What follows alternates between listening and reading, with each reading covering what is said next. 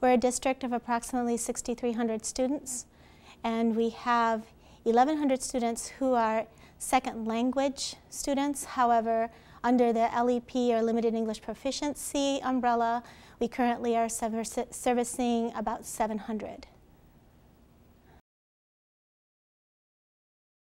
We needed to have some sort of a flow chart or a flow to the enrollment process in order to identify our students accurately, and then being able to then determine as to whether we needed to provide additional support because the student was an English language learner.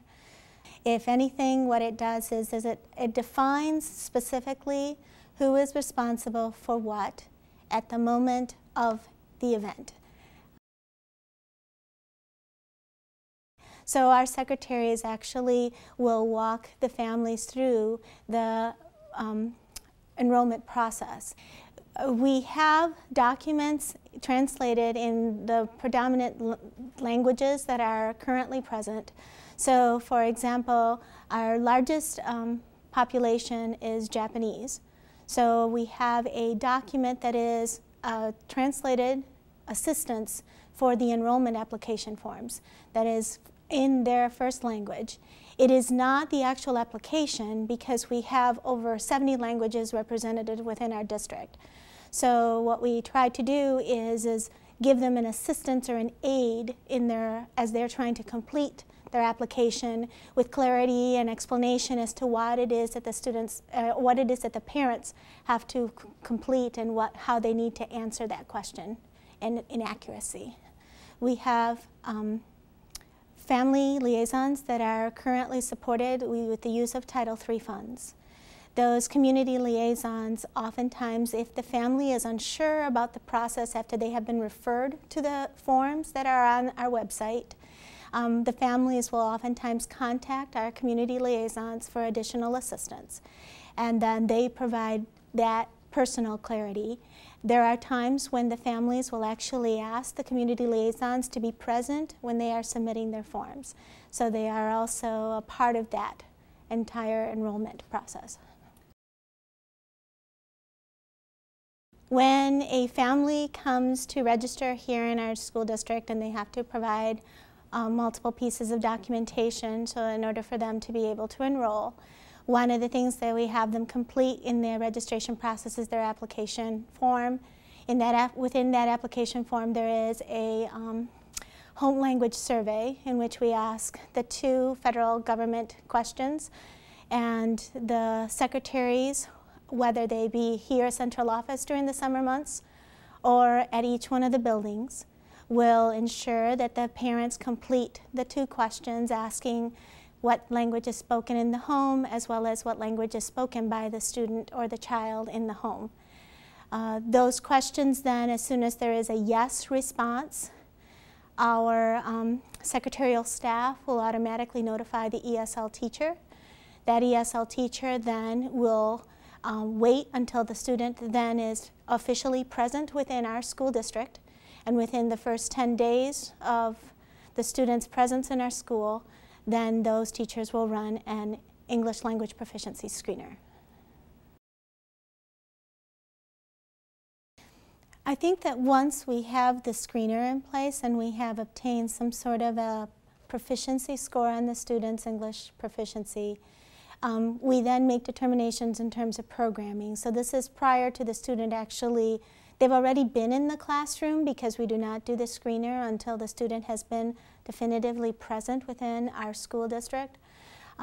However, as then the student is in a classroom with that teacher those 10 days, usually screeners are done within the first 2 days of the student being enrolled. But within those 10 days, if then the classroom-based teacher, particularly at the K-6 level, since they are the ones that are self-contained and having that student for the entire day of the school, whatever other additional information they're able to provide is also taken into consideration as to the placement of the student.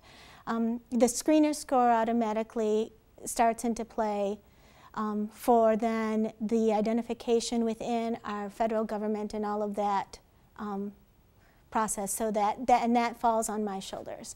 So as the information then is gathered and a decision is made as to whether the student's going to be placed under the LEP or Limited English Proficiency umbrella, then that information then is forwarded on to me, and then I enter it within our own student data system as well as within the state's current identification within the reporting of entering the scores for the student. As I am actually walking the teachers that will be doing the screening, we will be walking through also additional data that they need to gather besides the information that they're going to gather on the screener. They have like a rubric in which they are looking for certain behaviors, and so depending upon those behaviors if the student demonstrates them or not, that then they are actually going to give them a score between 1 and 4. With the students who are at a lower English proficiency, it's not difficult to determine, okay, there definitely is a second language delay for the student to be able to provide the correct response. Their English proficiency is not at a high enough level. It's usually the students that are in that intermediate and also in the higher level that we have to observe more of those qualitative behaviors. So it's in those where then I am turning around and saying to the teachers, observe the amount of time the student takes in order to process and give you a response, whether it's in the speaking. Observe the students' behaviors when they are doing the writing. Are they having to revert back too much to their L1, or are they writing with their L1 off to the side, some additional notes? How is it that are they asking you questions? Some of the students will then demonstrate these behaviors that currently the screener itself is not trying to evaluate, but that information provides a tremendous amount of information for us as to whether the student needs to have the second language support. So we feel that we need to document those types of things. So that's what we're working on.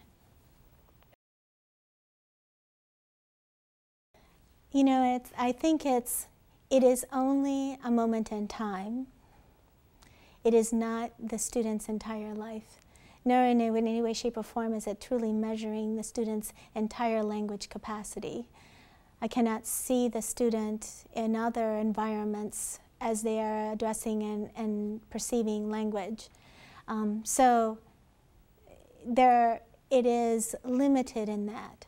But I guess that's the nature of any assessment, and it's the nature of any identification process. You have to do it at a particular moment in time, and then from that make a decision.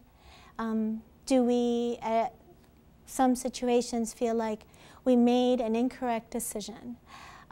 Very rarely, I think, because of the thoroughness of what we try to do and what we try to gather. Those few and far between chances, we ask then the parents to be involved, and though we may have identified the student, and currently the student may be under the Limited English Proficiency umbrella, I always have to say to the parent, I understand, we will continue to support your child in their classroom environment.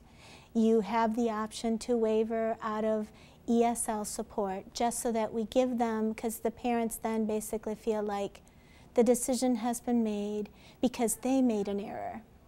The parent may have marked that there's another language, and really we then do a screener. We see the student and their behaviors.